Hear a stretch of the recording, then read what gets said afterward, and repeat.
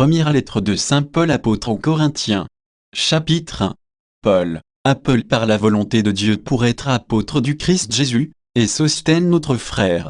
À l'Église de Dieu qui est à Corinthe, à ceux qui ont été sanctifiés dans le Christ Jésus et sont appelés à être saints avec tous ceux qui, en tout lieu, invoquent le nom de notre Seigneur Jésus-Christ, leur Seigneur et le nôtre.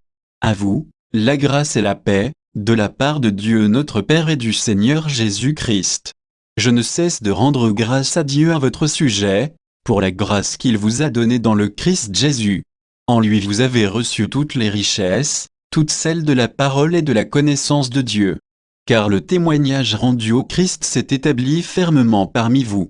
Ainsi, aucun don de grâce ne vous manque, à vous qui attendez de voir se révéler notre Seigneur Jésus-Christ. C'est lui qui vous fera tenir fermement jusqu'au bout, et vous serez sans reproche au jour de notre Seigneur Jésus-Christ. Car Dieu est fidèle, lui qui vous a appelé à vivre en communion avec son Fils, Jésus-Christ notre Seigneur. Frères, je vous exhorte au nom de notre Seigneur Jésus-Christ, ayez tout un même langage, qu'il n'y ait pas de division entre vous, soyez en parfaite harmonie de pensée et d'opinion.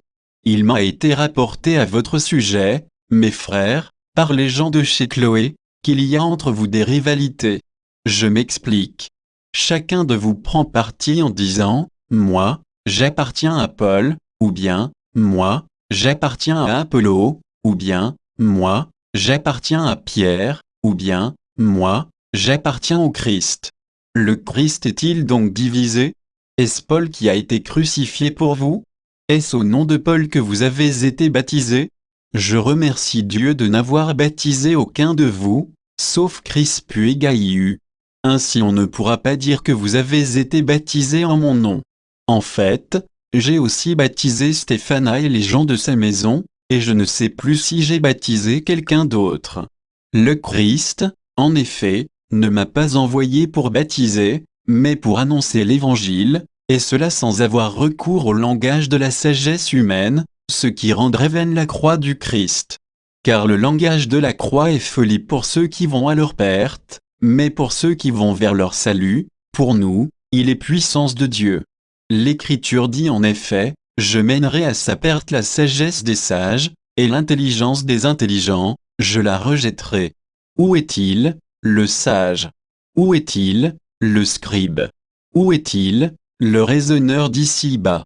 La sagesse du monde, Dieu ne l'a-t-il pas rendue folle? Puisque, en effet, par une disposition de la sagesse de Dieu, le monde, avec toute sa sagesse, n'a pas su reconnaître Dieu, il a plu à Dieu de sauver les croyants par cette folie qu'est la proclamation de l'Évangile. Alors que les Juifs réclament des signes miraculeux, et que les Grecs recherchent une sagesse. Nous proclamons un Messie crucifié, scandale pour les Juifs, folie pour les nations païennes. Mais pour ceux que Dieu appelle, qu'ils soient juifs ou grecs, ce Messie, ce Christ, est puissance de Dieu et sagesse de Dieu. Car ce qui est folie de Dieu est plus sage que les hommes, et ce qui est faiblesse de Dieu est plus fort que les hommes.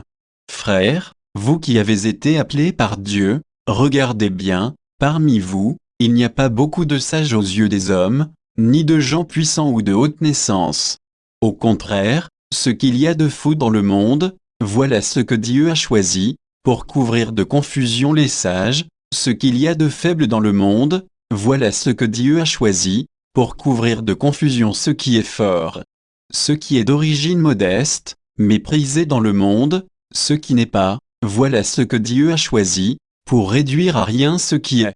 Ainsi aucun être de chair ne pourra s'enorgueillir devant Dieu. C'est grâce à Dieu, en effet, que vous êtes dans le Christ Jésus, lui qui est devenu pour nous sagesse venant de Dieu, justice, sanctification, rédemption. Ainsi, comme il est écrit, celui qui veut être fier, qu'il mette sa fierté dans le Seigneur. Chapitre 2. Frères, quand je suis venu chez vous, je ne suis pas venu vous annoncer le mystère de Dieu avec le prestige du langage ou de la sagesse. Parmi vous, je n'ai rien voulu connaître d'autre que Jésus-Christ, ce Messie crucifié. Et c'est dans la faiblesse, craintif et tout tremblant, que je me suis présenté à vous. Mon langage, ma proclamation de l'Évangile n'avait rien d'un langage de sagesse qui veut convaincre, mais c'est l'Esprit et sa puissance qui se manifestaient. Pour que votre foi repose, non pas sur la sagesse des hommes, mais sur la puissance de Dieu. Pourtant, c'est bien de sagesse que nous parlons devant ceux qui sont adultes dans la foi, mais ce n'est pas la sagesse de ce monde, la sagesse de ceux qui dirigent ce monde et qui vont à leur destruction. Au contraire, ce dont nous parlons, c'est de la sagesse du mystère de Dieu, sagesse tenue cachée, établie par lui dès avant les siècles, pour nous donner la gloire. Aucun de ceux qui dirigent ce monde ne l'a connu, car, s'ils l'avaient connu, ils n'auraient jamais crucifié le Seigneur de gloire. Mais ce que nous proclamons, c'est, comme dit l'Écriture, ce que l'œil n'a pas vu, ce que l'oreille n'a pas entendu, ce qui n'est pas venu à l'esprit de l'homme, ce que Dieu a préparé pour ceux dont il est aimé. Et c'est à nous que Dieu, par l'Esprit, en a fait la révélation. Car l'Esprit scrute le fond de toutes choses, même les profondeurs de Dieu. Qui donc, parmi les hommes, sait ce qu'il y a dans l'homme, sinon l'Esprit de l'homme qui est en lui. De même, personne ne connaît ce qu'il y a en Dieu, sinon l'Esprit de Dieu. Or nous, ce n'est pas l'Esprit du monde que nous avons reçu, mais l'Esprit qui vient de Dieu, et ainsi nous avons conscience des dons que Dieu nous a accordés. Nous disons cela avec un langage que nous n'apprenons pas de la sagesse humaine, mais que nous apprenons de l'Esprit, nous comparons entre elles les réalités spirituelles. L'homme, par ses seules capacités, n'accueille pas ce qui vient de l'Esprit de Dieu, pour lui ce n'est que folie, et il ne peut pas comprendre, car c'est par l'Esprit qu'on examine toutes choses. Celui qui est animé par l'Esprit soumet tout à examen, mais lui, personne ne peut l'y soumettre. Car il est écrit, qui a connu la pensée du Seigneur et qui pourra l'instruire? Eh bien nous avons la pensée du Christ. Chapitre 3. Frères, quand je me suis adressé à vous, je n'ai pas pu vous parler comme à des spirituels, mais comme à des êtres seulement charnels, comme à des petits enfants dans le Christ. C'est du lait que je vous ai donné, et non de la nourriture solide, vous n'auriez pas pu en manger, et encore maintenant vous ne le pouvez pas. Car vous êtes encore des êtres charnels. Puisqu'il y a entre vous des jalousies et des rivalités, n'êtes-vous pas toujours des êtres charnels, et n'avez-vous pas une conduite toute humaine? Quand l'un de vous dit, « Moi, j'appartiens à Paul », et un autre, « Moi, j'appartiens à Apollo », n'est-ce pas une façon d'agir toute humaine? Mais qui donc est Apollo, qui est Paul? Des serviteurs par qui vous êtes devenus croyants, et qui ont agi selon les dons du Seigneur à chacun d'eux. Moi, j'ai planté, Apollo a arrosé, mais c'est Dieu qui donnait la croissance. Donc celui qui plante n'est pas important, ni celui qui arrose, seul importe celui qui donne la croissance, Dieu. Celui qui plante et celui qui arrose ne font qu'un, mais chacun recevra son propre salaire suivant la peine qu'il se sera donnée. Nous sommes des collaborateurs de Dieu, et vous êtes un champ que Dieu cultive, une maison que Dieu construit. Selon la grâce que Dieu m'a donnée, moi, comme un bon architecte, j'ai posé la pierre de fondation. Un autre construit dessus. Mais que chacun prenne garde à la façon dont il contribue à la construction. La pierre de fondation, personne ne peut en poser d'autre que celle qui s'y trouve, Jésus-Christ. Que l'on construise sur la pierre de fondation avec de l'or, de l'argent, des pierres précieuses, ou avec du bois, du foin ou du chaume. L'ouvrage de chacun sera mis en pleine lumière. En effet, le jour du jugement le manifestera, car cette révélation se fera par le feu, et c'est le feu qui permettra d'apprécier la qualité de l'ouvrage de chacun. Si quelqu'un a construit un ouvrage qui résiste, il recevra un salaire. Si l'ouvrage est entièrement brûlé, il en subira le préjudice. Lui-même sera sauvé, mais comme au travers du feu. Ne savez-vous pas que vous êtes un sanctuaire de Dieu, et que l'Esprit de Dieu habite en vous? Si quelqu'un détruit le sanctuaire de Dieu, cet homme, Dieu le détruira, car le sanctuaire de Dieu est saint, et ce sanctuaire, c'est vous. Que personne ne s'y trompe, si quelqu'un parmi vous pense être un sage à la manière d'ici-bas, qu'il devienne fou pour devenir sage. Car la sagesse de ce monde est folie devant Dieu. Il est écrit en effet, c'est lui qui prend les sages au piège de leur propre habileté. Il est écrit encore, le Seigneur le sait, les raisonnements des sages n'ont aucune valeur. Ainsi, il ne faut pas mettre sa fierté en tel ou tel homme. Car tout vous appartient. Que ce soit Paul, Apollo, Pierre, le monde, la vie, la mort, le présent, l'avenir, tout est à vous. Mais vous, vous êtes au Christ, et le Christ est à Dieu. Chapitre 4. Que l'on nous regarde donc comme des auxiliaires du Christ et des intendants des mystères de Dieu.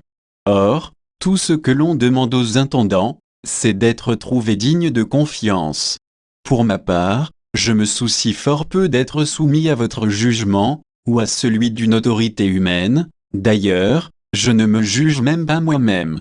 Ma conscience ne me reproche rien, mais ce n'est pas pour cela que je suis juste. Celui qui me soumet au jugement, c'est le Seigneur. Ainsi, ne portez pas de jugement prématuré, mais attendez la venue du Seigneur, car il mettra en lumière ce qui est caché dans les ténèbres, et il rendra manifeste les intentions des cœurs. Alors, la louange qui revient à chacun lui sera donnée par Dieu. Frères, j'ai pris pour vous ces comparaisons qui s'appliquent à Apollo et à moi-même, ainsi, vous pourrez apprendre de nous à ne pas aller au-delà de ce qui est écrit, afin qu'aucun de vous n'aille se gonfler d'orgueil en prenant le parti de l'un contre l'autre.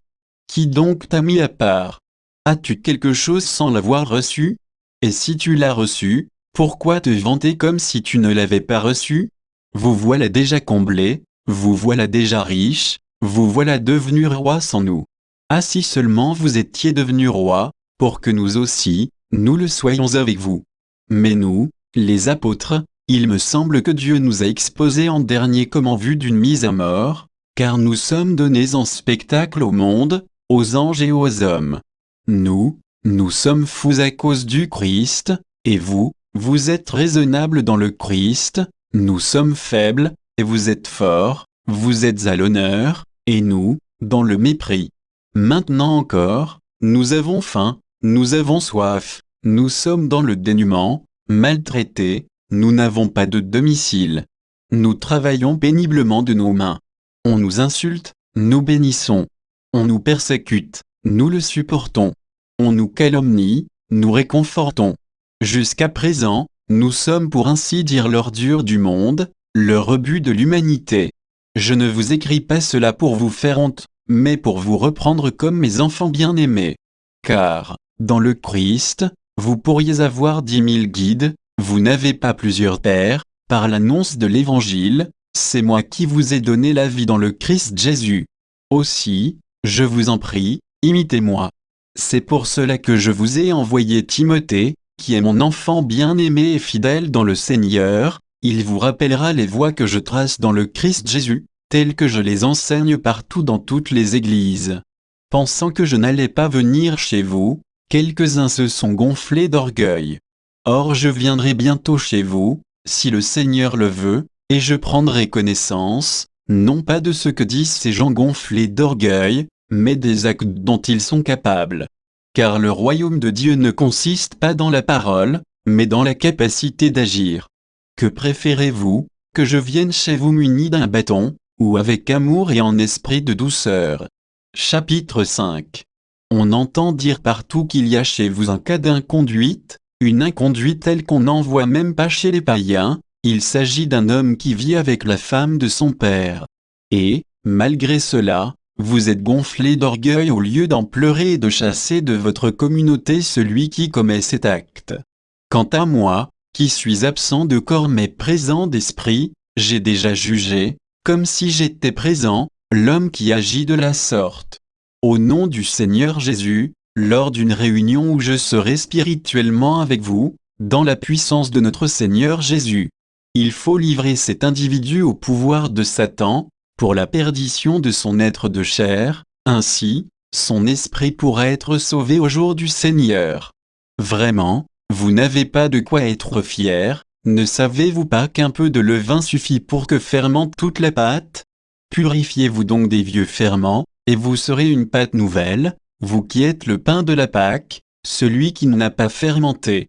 Car notre agneau pascal a été immolé, c'est le Christ. Ainsi, célébrons la fête, non pas avec de vieux ferments, non pas avec ceux de la perversité et du vice, mais avec du pain non fermenté, celui de la droiture et de la vérité. Je vous ai écrit dans ma lettre de ne pas fréquenter les débauchés. Cela ne concernait pas de façon générale les débauchés qui sont dans ce monde, ni les profiteurs, les escrocs ou les idolâtres, autrement, vous seriez obligés de sortir du monde.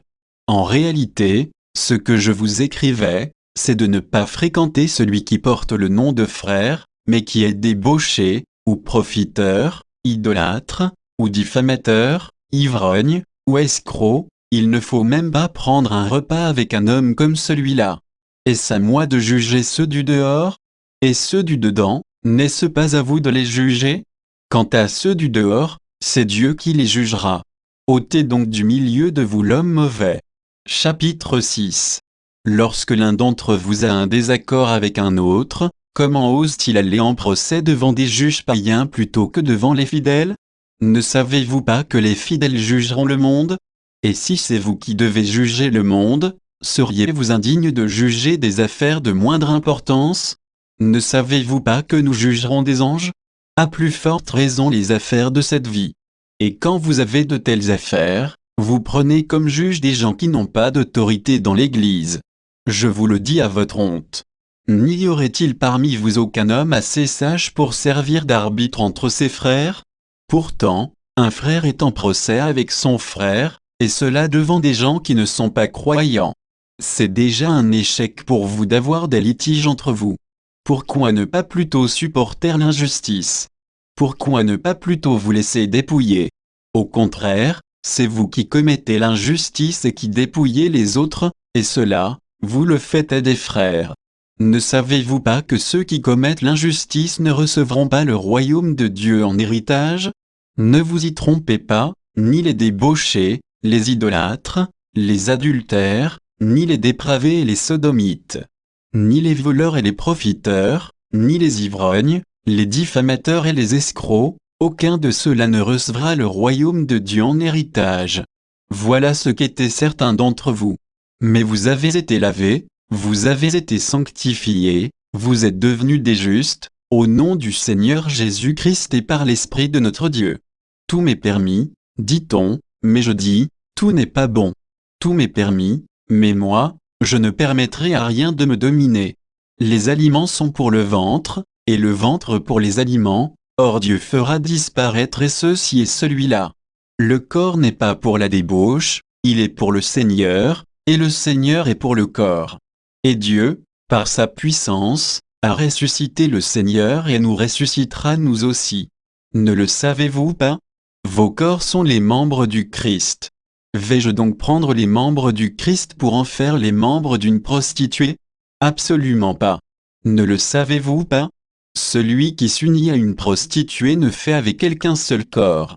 Car il est dit, tous deux ne feront plus qu'un.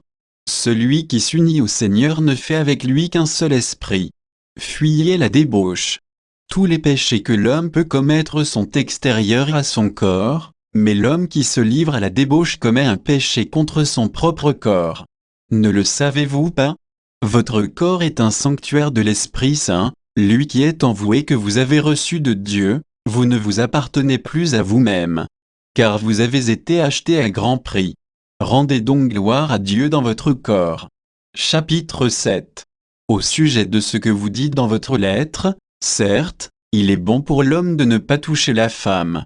Cependant, étant donné les occasions de débauche, que chacun ait sa femme à lui, et que chacune ait son propre mari. Que le mari remplisse son devoir d'épouse envers sa femme, et de même la femme envers son mari. Ce n'est pas la femme qui dispose de son propre corps, c'est son mari, et de même, ce n'est pas le mari qui dispose de son propre corps, c'est sa femme. Ne vous refusez pas l'un à l'autre, si ce n'est d'un commun accord et temporairement, pour prendre le temps de prier et pour vous retrouver ensuite, autrement, Satan vous tenterait, profitant de votre incapacité à vous maîtriser. Ce que je dis là est une concession, et non un ordre. Je voudrais bien que tout le monde soit comme moi-même, mais chacun a reçu de Dieu un don qui lui est personnel, l'un celui-ci, l'autre celui-là. À ceux qui ne sont pas mariés et aux veuves, je déclare qu'il est bon pour eux de rester comme je suis. Mais s'ils ne peuvent pas se maîtriser, qu'ils se marient, car mieux vaut se marier que brûler de désir. À ceux qui sont mariés, je donne cet ordre, il ne vient pas de moi, mais du Seigneur, que la femme ne se sépare pas de son mari. Et même si elle est séparée, qu'elle reste seule, ou qu'elle se réconcilie avec son mari, et que le mari ne renvoie pas sa femme. Aux autres, je déclare ceci, moi-même et non le Seigneur, si un de nos frères a une femme non croyante, et que celle-ci soit d'accord pour vivre avec lui, qu'il ne la renvoie pas. Et si une femme a un mari non croyant, et que celui-ci soit d'accord pour vivre avec elle, qu'elle ne renvoie pas son mari. En effet, le mari non croyant se trouve sanctifié par sa femme, et la femme non croyante se trouve sanctifiée par son mari croyant. Autrement, vos enfants ne seraient pas purifiés, et en fait ils sont sanctifiés. Mais si le non-croyant se sépare, qu'il le fasse, en de telles circonstances, notre frère ou notre sœur n'est pas réellement lié, c'est pour vivre dans la paix que Dieu vous a appelé. Toi la femme, comment savoir si tu sauveras ton mari? Et toi l'homme, comment savoir si tu sauveras ta femme? Pourtant, chacun doit continuer à vivre dans la situation que le Seigneur lui a donnée en partage, et où il était quand Dieu l'a appelé. C'est la règle que j'établis dans toutes les églises. Celui qui avait la circoncision quand il a été appelé, qu'il ne la fasse pas disparaître, celui qui n'avait pas la circoncision quand il a été appelé, qu'il ne se fasse pas circoncire. Avoir la circoncision, ce n'est rien, ne pas l'avoir, ce n'est rien, ce qu'il faut, c'est garder les commandements de Dieu. Chacun doit rester dans la situation où il a été appelé. Toi qui étais esclave quand tu as été appelé, ne t'en inquiète pas, même si tu as la possibilité de devenir libre, tire plutôt profit de ta situation. En effet, l'esclave qui a été appelé par le Seigneur est un affranchi du Seigneur, de même, l'homme libre qui a été appelé est un esclave du Christ. Vous avez été achetés à grand prix, ne devenez pas esclaves des hommes. Frères, chacun doit rester devant Dieu dans la situation où il a été appelé. Au sujet du célibat, je n'ai pas un ordre du Seigneur, mais je donne mon avis, moi qui suis devenu digne de confiance grâce à la miséricorde du Seigneur. Je pense que le célibat est une chose bonne, étant donné les nécessités présentes, oui, c'est une chose bonne de vivre ainsi. Tu es marié, ne cherche pas à te séparer de ta femme. Tu n'as pas de femme, ne cherche pas à te marier. Si cependant tu te maries, ce n'est pas un péché, et si une jeune fille se marie, ce n'est pas un péché. Mais ceux qui font ce choix y trouveront les épreuves correspondantes, et c'est cela que moi, je voudrais vous éviter. Frères, je dois vous le dire, le temps est limité. Dès lors, que ceux qui ont une femme soient comme s'ils n'avaient pas de femme. Ceux qui pleurent, comme s'ils ne pleuraient pas, ceux qui ont de la joie, comme s'ils n'en avaient pas, ceux qui font des achats, comme s'ils ne possédaient rien. Ceux qui profitent de ce monde, comme s'ils n'en profitaient pas vraiment. Car il passe, ce monde tel que nous le voyons. J'aimerais vous voir libre de tout souci. Celui qui n'est pas marié a le souci des affaires du Seigneur, il cherche comment plaire au Seigneur. Celui qui est marié a le souci des affaires de ce monde, il cherche comment plaire à sa femme, et il se trouve divisé. La femme sans mari, ou celle qui reste vierge, a le souci des affaires du Seigneur, afin d'être sanctifiée dans son corps et son esprit. Celle qui est mariée a le souci des affaires de ce monde, elle cherche comment plaire à son mari. C'est dans votre intérêt que je dis cela, ce n'est pas pour vous tendre un piège, mais pour vous proposer ce qui est bien, afin que vous soyez attachés au Seigneur sans partage. Si un jeune homme pense qu'il risque de ne pas respecter une jeune fille, s'il est plein d'ardeur et que l'issue devienne inévitable, qu'il fasse comme il veut, ils peuvent se marier, ce n'est pas un péché. Mais s'il tient ferme intérieurement, s'il ne subit aucune contrainte, s'il est maître de sa propre volonté et a pris dans son cœur la décision de ne pas s'unir à cette jeune fille, il fera bien. Ainsi, celui qui se marie fait bien, et celui qui ne se marie pas fera mieux encore. La femme reste liée aussi longtemps que son mari est en vie. Mais si son mari meurt, elle est libre d'épouser celui qu'elle veut, mais seulement s'il est croyant. Pourtant elle sera plus heureuse si elle reste comme elle est, c'est là mon opinion, et je pense avoir, moi aussi, l'Esprit de Dieu. Chapitre 8. Au sujet des viandes qui ont été offertes aux idoles, nous savons bien que nous avons toute la connaissance nécessaire, mais la connaissance rend orgueilleux, tandis que l'amour fait œuvre constructive. Si quelqu'un pense être arrivé à connaître quelque chose, il ne connaît pas encore comme il faudrait. Mais si quelqu'un aime Dieu, celui-là est vraiment connu de lui. Quant à manger ces viandes offertes aux idoles, le pouvons-nous? Nous savons que, dans le monde, une idole n'est rien du tout, il n'y a de Dieu que le Dieu unique. Bien qu'il y ait en effet, au ciel et sur la terre, ce qu'on appelle des dieux, et il y a une quantité de dieux et de seigneurs. Pour nous, au contraire, il n'y a qu'un seul Dieu, le Père, de qui tout vient et vers qui nous allons, et un seul Seigneur, Jésus-Christ, par qui tout vient et par qui nous vivons. Mais tout le monde n'a pas cette connaissance, certains, habitués jusqu'ici aux idoles, croient vénérer les idoles en mangeant de cette viande, et leur conscience, qui est faible, s'en trouve souillée. Ce n'est pas un aliment qui nous rapprochera de Dieu. Si nous n'en mangeons pas, nous n'avons rien de moins, et si nous en mangeons, nous n'avons rien de plus. Mais prenez garde que l'usage de votre droit ne soit une occasion de chute pour les faibles. En effet, si l'un d'eux te voit, toi qui as cette connaissance, attablé dans le temple d'une idole, cet homme qui a la conscience faible ne sera-t-il pas encouragé à manger de la viande offerte aux idoles? Et la connaissance que tu as va faire périr le faible, ce frère pour qui le Christ est mort. Ainsi, en péchant contre vos frères, et en blessant leur conscience qui est faible, vous péchez contre le Christ lui-même. C'est pourquoi, si une question d'aliment doit faire tomber mon frère, je ne mangerai plus jamais de viande, pour ne pas faire tomber mon frère. Chapitre 9. Ne suis-je pas libre? Ne suis-je pas apôtre? N'ai-je pas vu Jésus notre Seigneur? Et vous, n'êtes-vous pas mon œuvre dans le Seigneur? Si pour d'autres je ne suis pas apôtre, pour vous en tout cas je le suis, le sceau qui authentifie mon apostolat, c'est vous, dans le Seigneur. Ma défense devant ceux qui enquêtent sur mon compte, la voici. N'aurions-nous pas le droit de manger et de boire? N'aurions-nous pas le droit d'emmener avec nous une femme croyante, comme les autres apôtres, les frères du Seigneur et Pierre? Ou bien serais-je le seul avec Barnabé à ne pas avoir le droit d'être dispensé de travail? Arrive-t-il qu'on serve dans l'armée à ses propres frais, qu'on plante une vigne sans manger de ses fruits, qu'on garde un troupeau sans boire du lait de ce troupeau? Est-ce que je parle seulement au niveau humain? La loi ne dit-elle pas la même chose? En effet, dans la loi de Moïse il est écrit, « Tu ne muselleras pas le bœuf qui foule le grain ». Dieu s'inquiète-t-il des bœufs? Ou bien le dit-il en réalité à cause de nous? Oui, c'est pour nous que cela fut écrit, puisque le laboureur doit avoir un espoir quand il laboure, et celui qui foule le grain doit espérer en avoir sa part.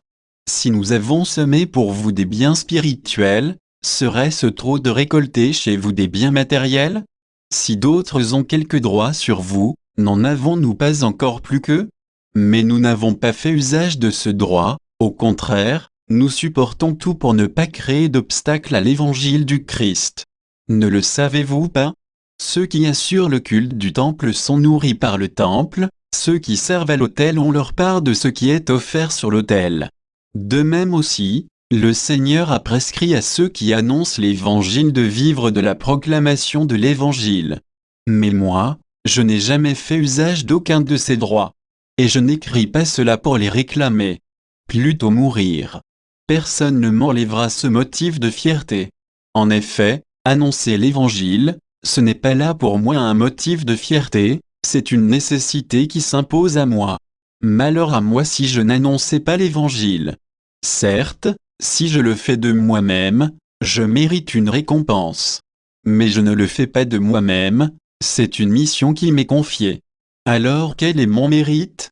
C'est d'annoncer l'évangile sans rechercher aucun avantage matériel, et sans faire valoir mes droits de prédicateur de l'Évangile. Oui, libre à l'égard de tous, je me suis fait l'esclave de tout afin d'en gagner le plus grand nombre possible. Et avec les Juifs, j'ai été comme un Juif, pour gagner les Juifs. Avec ceux qui sont sujets de la loi, j'ai été comme un sujet de la loi, moi qui ne le suis pas, pour gagner les sujets de la loi. Avec les sans loi, j'ai été comme un sans loi, moi qui ne suis pas sans loi de Dieu, mais sous la loi du Christ, pour gagner les sans loi. Avec les faibles, j'ai été faible, pour gagner les faibles. Je me suis fait tout à tous pour en sauver à tout prix quelques-uns. Et tout cela, je le fais à cause de l'Évangile, pour y avoir part, moi aussi. Vous savez bien que, dans le stade, tous les coureurs participent à la course, mais un seul reçoit le prix. Alors, vous, courez de manière à l'emporter. Tous les athlètes à l'entraînement s'imposent une discipline sévère, ils le font pour recevoir une couronne de laurier qui va se faner, et nous, pour une couronne qui ne se fane pas. Moi, si je cours, ce n'est pas sans fixer le but, si je fais de la lutte, ce n'est pas en frappant dans le vide. Mais je traite durement mon corps, j'en fais mon esclave, pour éviter qu'après avoir proclamé l'Évangile à d'autres, je sois moi-même disqualifié. Chapitre 10. Frères, je ne voudrais pas vous laisser ignorer que, lors de la sortie d'Égypte, nos pères étaient tous sous la protection de la nuée, et que tous sont passés à travers la mer. Tous, ils ont été unis à Moïse par un baptême dans la nuée et dans la mer.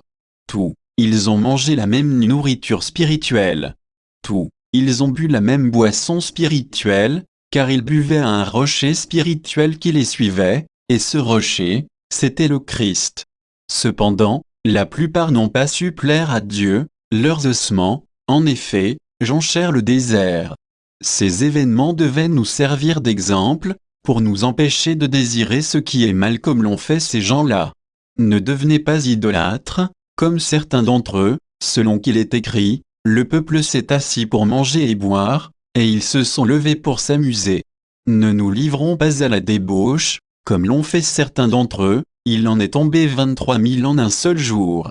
Ne mettons pas le Christ à l'épreuve, comme l'ont fait certains d'entre eux, ils ont péri mordus par les serpents.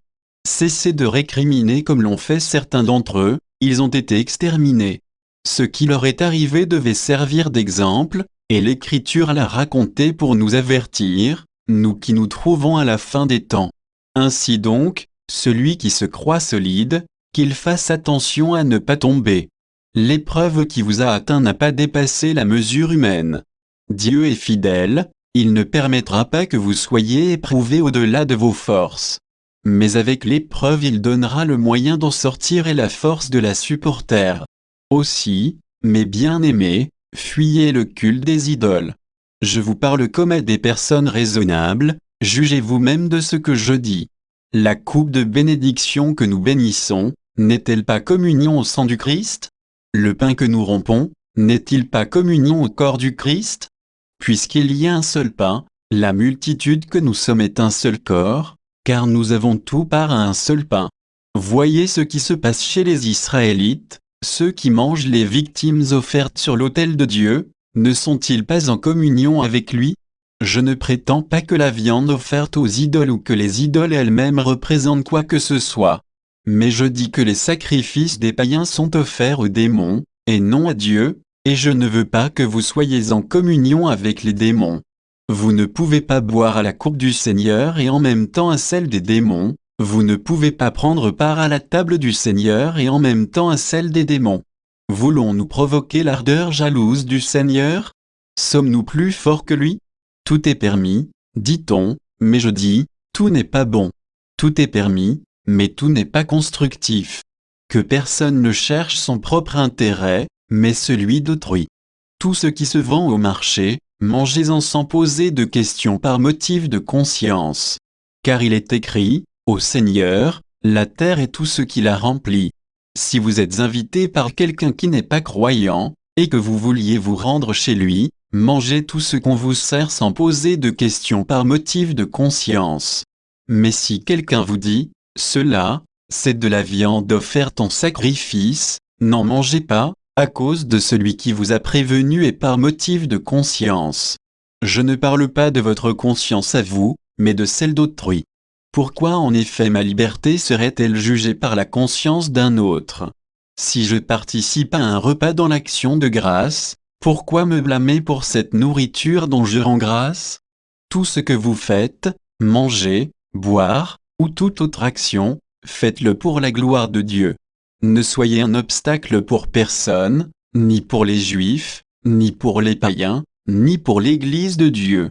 Ainsi, moi-même, en toutes circonstances, je tâche de m'adapter à tout le monde, sans chercher mon intérêt personnel, mais celui de la multitude des hommes, pour qu'ils soient sauvés. Chapitre 11. Imitez-moi, comme moi aussi j'imite le Christ. Je vous félicite de vous souvenir si bien de moi, et de garder les traditions que je vous ai transmises. Mais je veux que vous le sachiez, la tête de tout homme, c'est le Christ, la tête de la femme, c'est l'homme, la tête du Christ, c'est Dieu. Tout homme qui prie ou prophétise ayant quelque chose sur la tête fait honte à sa tête. Toute femme qui prie ou prophétise sans avoir la tête couverte fait honte à sa tête, c'est exactement comme si elle était rasée. En effet, si elle ne se couvre pas, qu'elle aille jusqu'à se faire tondre, et si c'est une honte pour la femme d'être tondue ou rasée, qu'elle se couvre. L'homme, lui, ne doit pas se couvrir la tête, puisqu'il est image et gloire de Dieu, et la femme est la gloire de l'homme. Ce n'est pas l'homme, en effet, qui a été tiré de la femme, mais la femme qui a été tirée de l'homme.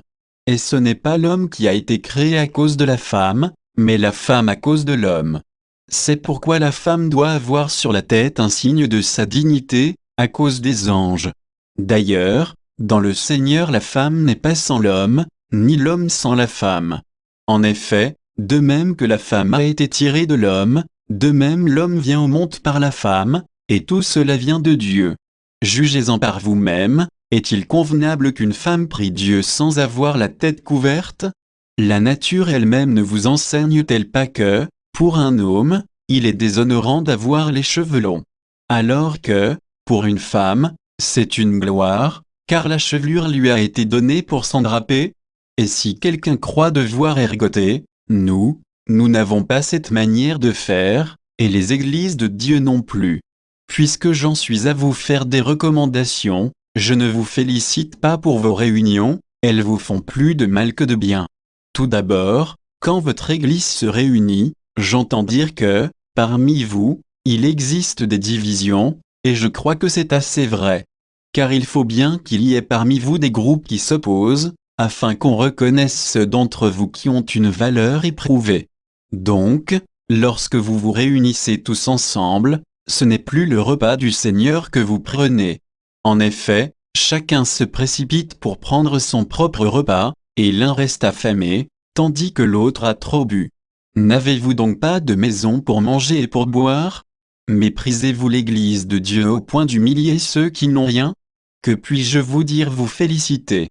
Non, pour cela je ne vous félicite pas. J'ai moi-même reçu ce qui vient du Seigneur, et je vous l'ai transmis, la nuit où il était livré, le Seigneur Jésus prit du pain. Puis, ayant rendu grâce, il le rompit, et dit, « Ceci est mon corps, qui est pour vous. Faites cela en mémoire de moi. » Après le repas, il fit de même avec la coupe, en disant, « Cette coupe est la nouvelle alliance en mon sang. Chaque fois que vous en boirez, faites cela en mémoire de moi. Ainsi donc, chaque fois que vous mangez ce pain et que vous buvez cette coupe, vous proclamez la mort du Seigneur, jusqu'à ce qu'il vienne. Et celui qui aura mangé le pain ou bu la coupe du Seigneur d'une manière indigne devra répondre du corps et du sang du Seigneur. » On doit donc s'examiner soi-même avant de manger de ce pain et de boire à cette coupe. Celui qui mange et qui mange et boit son propre jugement s'il ne discerne pas le corps du Seigneur. C'est pour cela qu'il y a chez vous beaucoup de malades et d'infirmes et qu'un certain nombre sont endormis dans la mort. Si nous avions du discernement envers nous-mêmes, nous ne serions pas jugés. Mais lorsque nous sommes jugés par le Seigneur, c'est une correction que nous recevons, afin de ne pas être condamnés avec le monde. Ainsi donc, mes frères, quand vous vous réunissez pour ce repas, attendez-vous les uns les autres. Si quelqu'un a faim, qu'il mange à la maison, pour que vos réunions ne vous attirent pas le jugement du Seigneur. Quant au reste, je le réglerai quand je viendrai. Chapitre 12. Frères, au sujet des dons spirituels, je ne veux pas vous laisser dans l'ignorance. Vous le savez bien, quand vous étiez païens, vous étiez entraînés sans contrôle vers les idoles muettes. C'est pourquoi je vous le rappelle, si quelqu'un parle sous l'action de l'Esprit de Dieu, il ne dira jamais « Jésus est anathème » et personne n'est capable de dire « Jésus est Seigneur » sinon dans l'Esprit Saint. Les dons de la grâce sont variés, mais c'est le même Esprit. Les services sont variés, mais c'est le même Seigneur. Les activités sont variées, mais c'est le même Dieu qui agit en tout et en tout. À chacun est donnée la manifestation de l'Esprit en vue du bien. À celui-ci est donné, par l'Esprit, une parole de sagesse, à un autre, une parole de connaissance, selon le même Esprit. Un autre reçoit, dans le même Esprit, un don de foi, un autre encore, dans l'unique Esprit, des dons de guérison. À un autre est donné d'opérer des miracles, à un autre de prophétiser, à un autre de discerner les inspirations, à l'un, de parler diverses langues mystérieuses, à l'autre, de les interpréter. Mais celui qui agit en tout cela, c'est l'unique et même Esprit, il distribue ses dons, comme il le veut, à chacun en particulier. Prenons une comparaison, le corps ne fait qu'un, il a pourtant plusieurs membres, et tous les membres, malgré leur nombre, ne forment qu'un seul corps. Il en est ainsi pour le Christ. C'est dans un unique esprit, en effet, que nous tous, juifs ou païens, esclaves ou hommes libres, nous avons été baptisés pour former un seul corps. Tous, nous avons été désaltérés par un unique esprit. Le corps humain se compose non pas d'un seul, mais de plusieurs membres. Le pied aurait beau dire « Je ne suis pas la main, donc je ne fais pas partie du corps », il fait cependant partie du corps. L'oreille aurait beau dire « Je ne suis pas l'œil, donc je ne fais pas partie du corps », elle fait cependant partie du corps. Si, dans le corps, il n'y avait que les yeux, comment pourrait-on entendre? S'il n'y avait que les oreilles, comment pourrait-on sentir les odeurs? Mais, dans le corps, Dieu a disposé les différents membres comme il l'a voulu.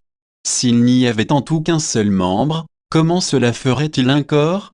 En fait, il y a plusieurs membres, et un seul corps. L'œil ne peut pas dire à la main, « Je n'ai pas besoin de toi », la tête ne peut pas dire aux pieds, « Je n'ai pas besoin de vous ». Bien plus, les parties du corps qui paraissent les plus délicates sont indispensables. Et celles qui passent pour moins honorables, ce sont elles que nous traitons avec plus d'honneur, celles qui sont moins décentes, nous les traitons plus décemment. Pour celles qui sont décentes, ce n'est pas nécessaire. Mais en organisant le corps, Dieu a accordé plus d'honneur à ce qui en est dépourvu.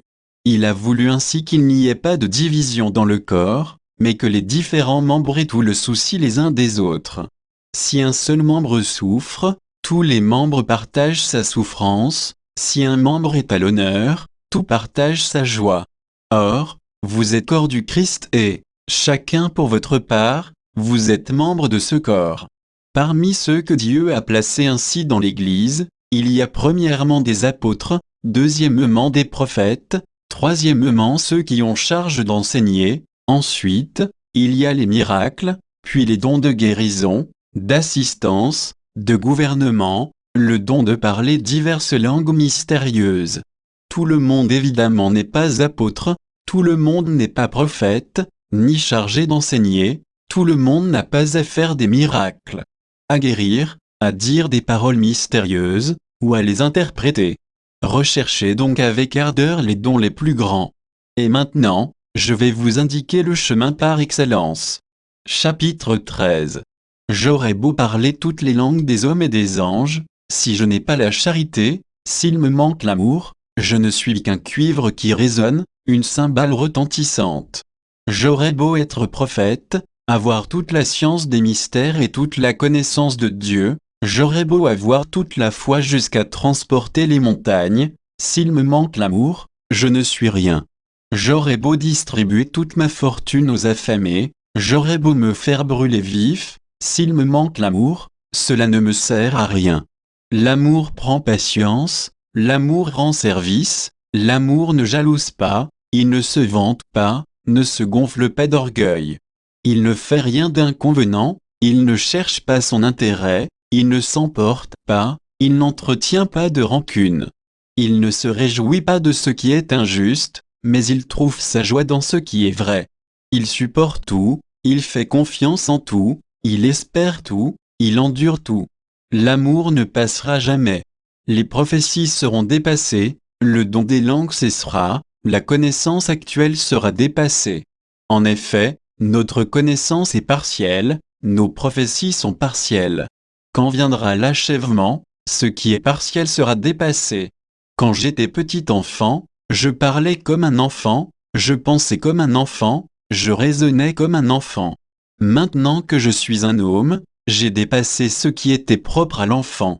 Nous voyons actuellement de manière confuse, comme dans un miroir, ce jour-là, nous verrons face à face. Actuellement, ma connaissance est partielle, ce jour-là, je connaîtrai parfaitement, comme j'ai été connu. Ce qui demeure aujourd'hui, c'est la foi, l'espérance et la charité, mais la plus grande des trois, c'est la charité.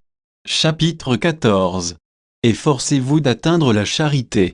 Recherchez avec ardeur les dons spirituels, surtout celui de prophétie.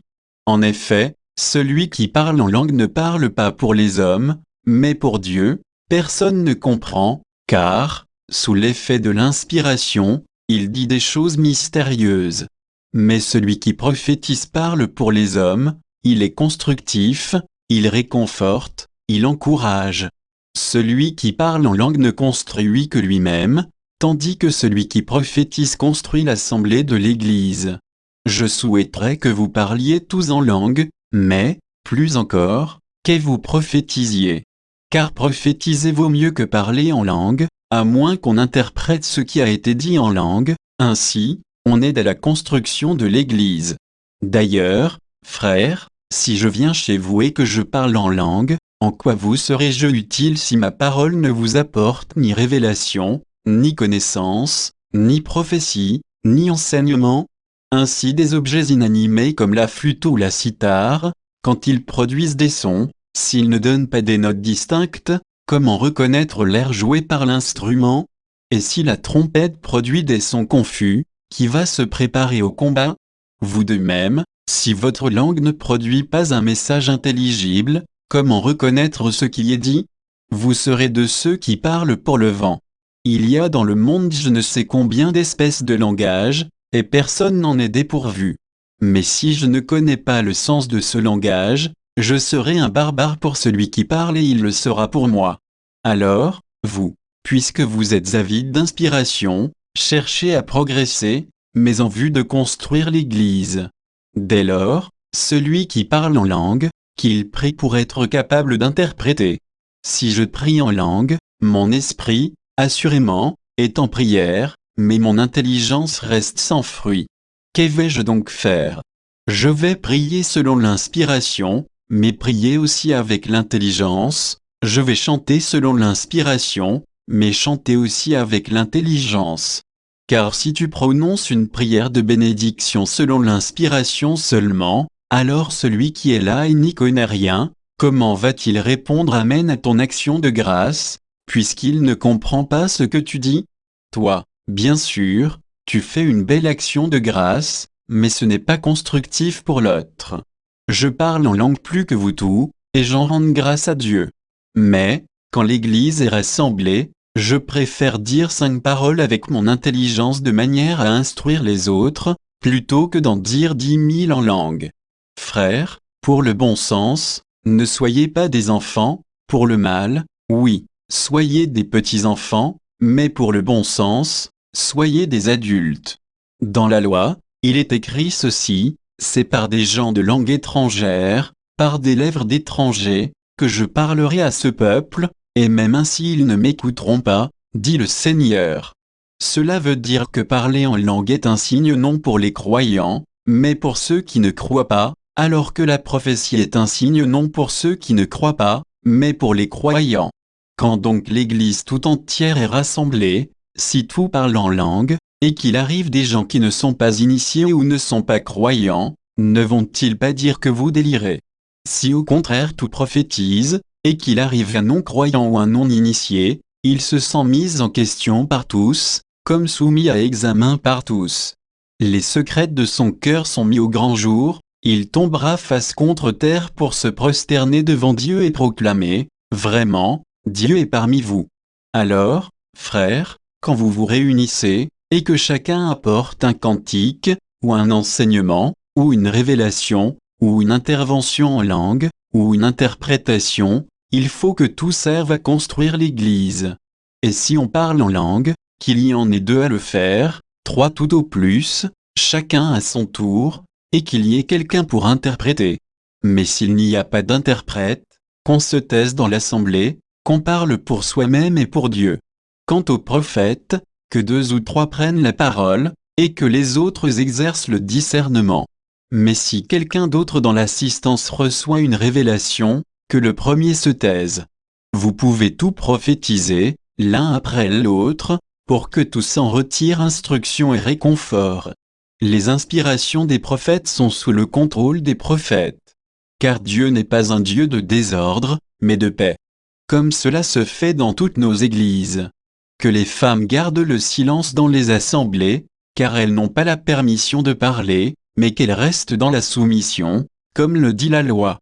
Et si elles veulent obtenir un éclaircissement, qu'elles interrogent leur mari à la maison. Car pour une femme c'est une honte de parler dans l'assemblée. La parole de Dieu serait-elle venue de chez vous? Ne serait-elle arrivée que chez vous? Si quelqu'un pense être prophète ou inspiré par l'Esprit, qu'il reconnaisse dans ce que je vous écris un commandement du Seigneur. S'il ne le reconnaît pas, lui-même ne sera pas reconnu. Ainsi, mes frères, recherchez le don de prophétie, et n'empêchez pas de parler en langue. Mais que tout se passe dans la dignité et dans l'ordre. Chapitre 15. Frères, je vous rappelle la bonne nouvelle que je vous ai annoncée, cet évangile, vous l'avez reçu, c'est en lui que vous tenez bon. C'est par lui que vous serez sauvés si vous le gardez tel que je vous l'ai annoncé, autrement, c'est pour rien que vous êtes devenus croyants. Avant tout, je vous ai transmis ceci, que j'ai moi-même reçu, le Christ est mort pour nos péchés conformément aux Écritures. Et il fut mis au tombeau, il est ressuscité le 3e jour conformément aux Écritures. Il est apparu à Pierre, puis aux 12. Ensuite il est apparu à plus de 500 frères à la fois, la plupart sont encore vivants, et quelques-uns sont endormis dans la mort. Ensuite il est apparu à Jacques, puis à tous les apôtres. Et en tout dernier lieu, il est même apparu à l'avorton que je suis. Car moi, je suis le plus petit des apôtres, je ne suis pas digne d'être appelé apôtre, puisque j'ai persécuté l'Église de Dieu. Mais ce que je le suis par la grâce de Dieu, et sa grâce, venant en moi, n'a pas été stérile. Je me suis donné de la peine plus que tous les autres, à vrai dire, ce n'est pas moi, c'est la grâce de Dieu avec moi. Bref, qu'il s'agisse de moi ou des autres, voilà ce que nous proclamons, voilà ce que vous croyez. Nous proclamons que le Christ est ressuscité d'entre les morts, alors, comment certains d'entre vous peuvent-ils affirmer qu'il n'y a pas de résurrection des morts? S'il n'y a pas de résurrection des morts, le Christ non plus n'est pas ressuscité. Et si le Christ n'est pas ressuscité, notre proclamation est sans contenu, votre foi aussi est sans contenu.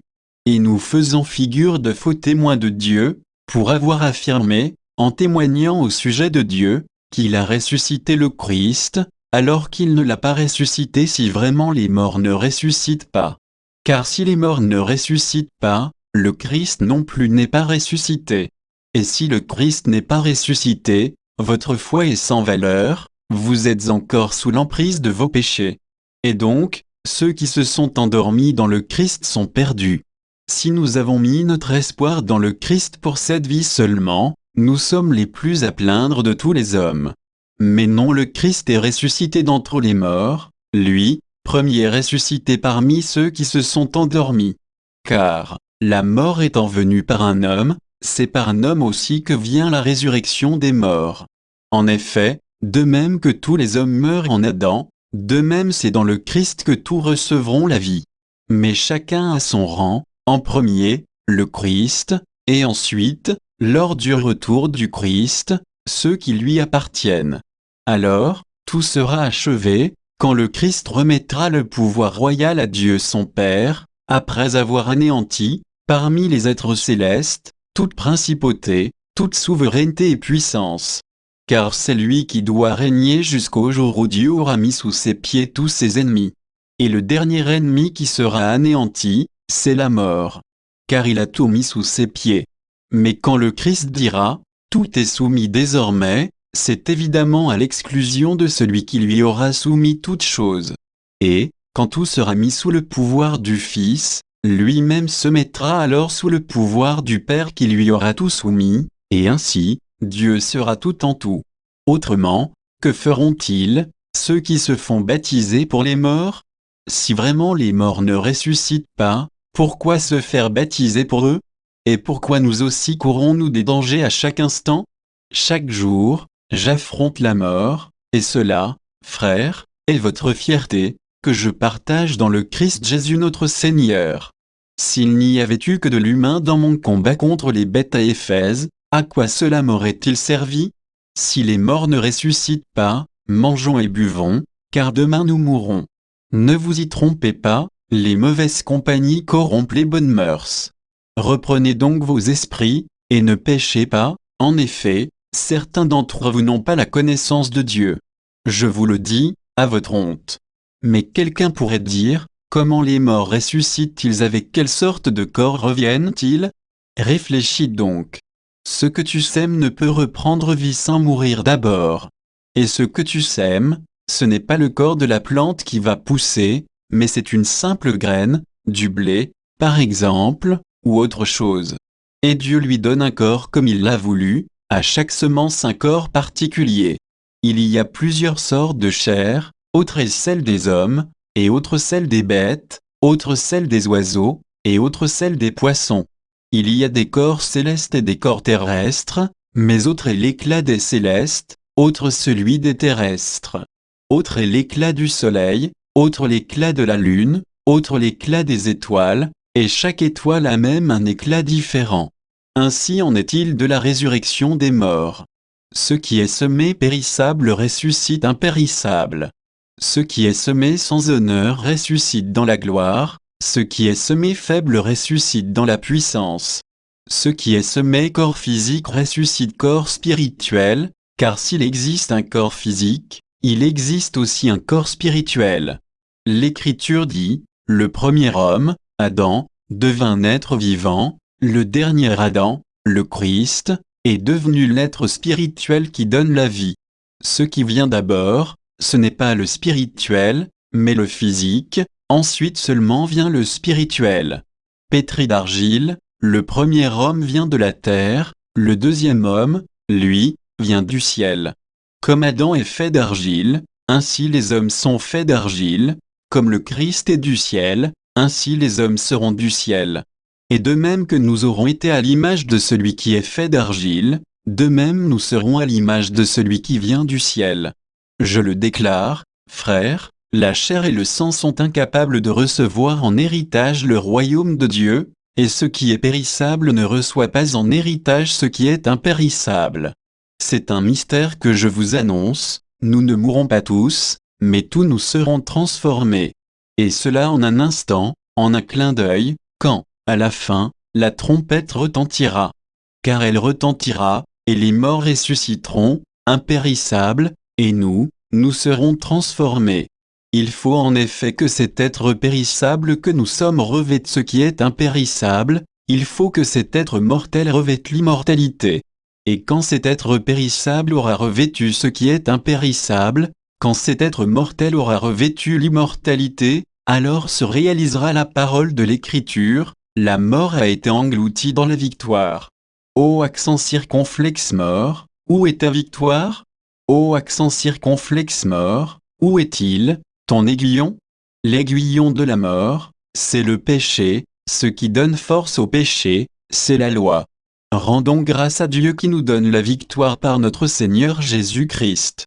Ainsi, mes frères bien-aimés, Soyez fermes, soyez inébranlables, prenez une part toujours plus active à l'œuvre du Seigneur, car vous savez que, dans le Seigneur, la peine que vous vous donnez n'est pas perdue. Chapitre 16. Au sujet de la collecte pour les fidèles de Jérusalem, faites, vous aussi, comme je l'ai prescrit aux églises de Galatie. Le premier jour de la semaine, chacun mettra de côté ce qu'il a réussi à épargner, afin que l'on n'attende pas mon arrivée pour faire la collecte. Quand je serai là, ce sont les personnes jugées aptes par vous que j'enverrai avec des lettres portées à Jérusalem votre don généreux. S'il est bon que j'y aille aussi, ces personnes iront avec moi. Je viendrai chez vous après avoir traversé la Macédoine, je ne ferai que traverser la Macédoine. Mais, chez vous, je vais peut-être séjourner, même, rester pour l'hiver, afin que vous m'aidiez à me rendre où je voudrais aller. Cette fois-ci, en effet, je ne veux pas vous voir seulement en passant, j'espère bien rester quelque temps chez vous si le Seigneur le permet. Mais je resterai à Éphèse jusqu'à la Pentecôte. Car une porte s'est ouverte toute grande à mon activité, et les adversaires sont nombreux. Si Timothée vient, veillez à ce qu'il n'ait rien à craindre chez vous, car il travaille à l'œuvre du Seigneur, tout comme moi. Que personne donc ne le méprise. Aidez-le à revenir en paix auprès de moi, car je l'attends avec les frères. Au sujet d'Apollo notre frère, je l'ai fortement exhorté à venir chez vous avec les frères, mais la volonté n'y était vraiment pas pour qu'il vienne maintenant. Il viendra donc quand ce sera le moment favorable. Veillez, tenez bon dans la foi, soyez des hommes, soyez forts. Que tout chez vous se passe dans l'amour. Frères, voici encore une exhortation. Vous savez que Stéphana et les gens de sa maison ont été dans votre province les premiers à croire, et se sont engagés au service des fidèles. À votre tour, soyez soumis à de tels hommes et à tous ceux qui collaborent et peinent avec eux. Je suis heureux de la présence de Stéphana, de Fortunatus et d'Achaïco, eux qui ont suppléé à votre absence. En effet, ils ont tranquillisé mon esprit et le vôtre. Sachez donc apprécier de tels hommes. Les églises de la province d'Asie vous saluent. Aquila et Prisca vous saluent bien dans le Seigneur, avec l'église qui se rassemble dans leur maison. Tous les frères vous saluent.